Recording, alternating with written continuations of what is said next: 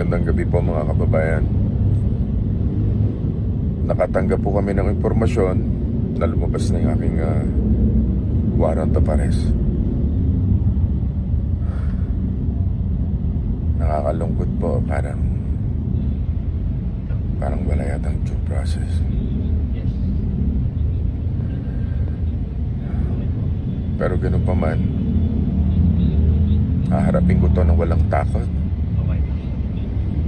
At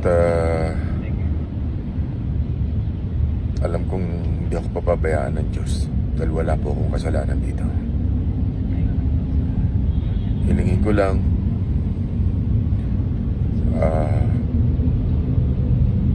hingi ako ng panalangin at patatagin niyo rin po ang aking pamilya.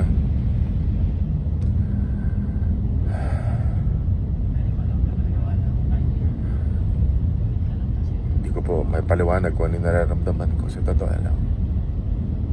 Napakasakit po para sa akin at para sa aking pamilya.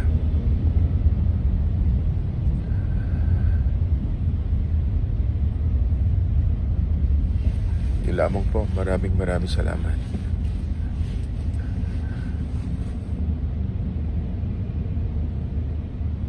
Alam ko hindi ako papabayaan ng Diyos.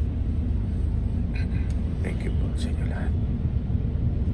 Please pray for me.